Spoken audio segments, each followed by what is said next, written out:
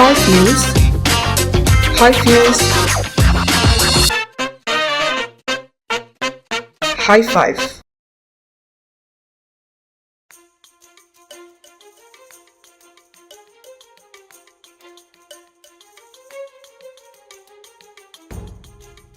Hai sahabat Kompas.com, High Five kembali lagi dengan berita dan informasi terpopuler hari ini.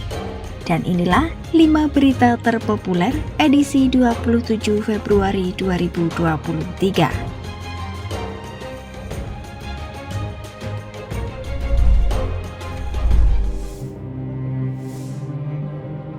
Presiden Joko Widodo mengungkapkan masih ada banyak usaha saat Organisasi Perdagangan Dunia atau World Trade Organization memenangkan gugatan Uni Eropa soal keputusan Indonesia menyetop ekspor biji nikel sejak 2020.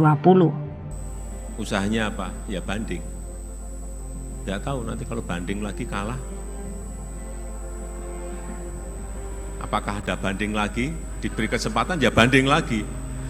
Tapi apa dampaknya?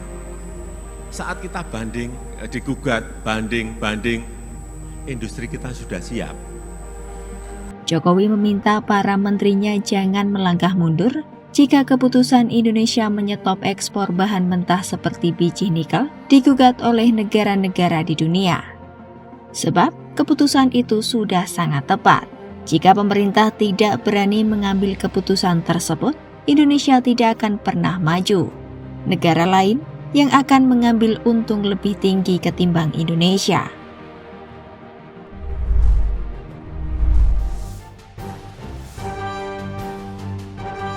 NATO disebut telah terlibat dalam perang Rusia-Ukraina. Hal ini disampaikan Presiden Rusia Vladimir Putin usai rentetan paket bantuan senjata militer yang tak berkesudahan dikirim ke Ukraina. Putin menyebut Barat telah mengambil bagian dalam kejahatan yang dilakukan oleh Kiev meski secara tidak langsung. Putin menambahkan, negara-negara Barat memiliki satu tujuan untuk memecah bekas Uni Soviet dan bagian utamanya, yaitu Federasi Rusia.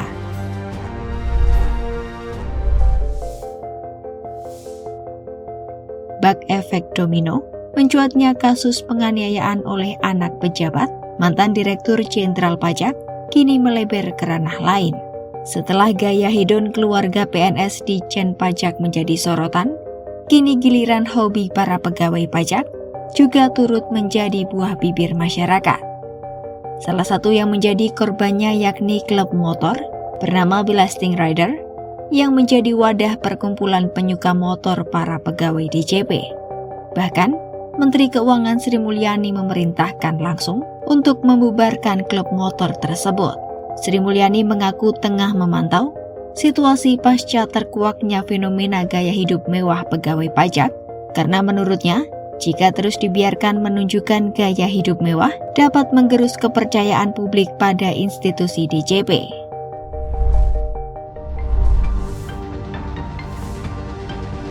Ribuan turis Rusia memilih terbang ke Thailand untuk menghindari perang di Ukraina atau mempertimbangkan pindah ke negara itu. Thailand menjadi surga bagi wisatawan Rusia yang ingin menghindari perang di sulut Moskwa di Ukraina dan kini memasuki tahun kedua. Sejak Thailand membuka kembali perbatasannya dan mencabut pembatasan COVID-19 pada Oktober 2022, Rusia menjadi negara pengunjung terbesar ketiga di Thailand setelah Malaysia dan India. Kini ribuan orang Rusia sudah mencari rumah baru. Mereka khawatir dengan kesulitan ekonomi yang menghantui Rusia dan takut terkena wajib militer untuk berperang di Ukraina.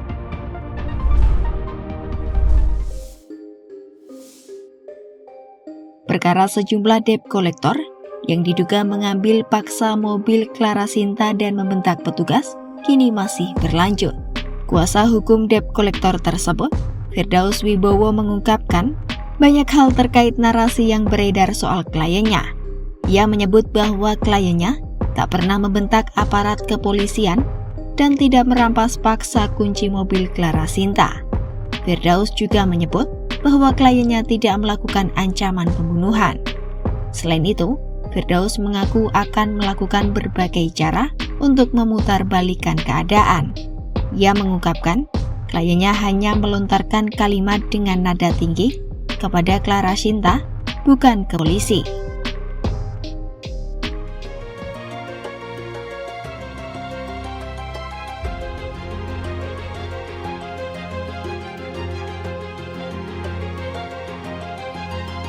Firdaus mengklaim kalimat yang dikeluarkannya berupa ajakan bukan ancaman. Itu tadi 5 berita paling populer hari ini. Kompas.com, jernih melihat dunia.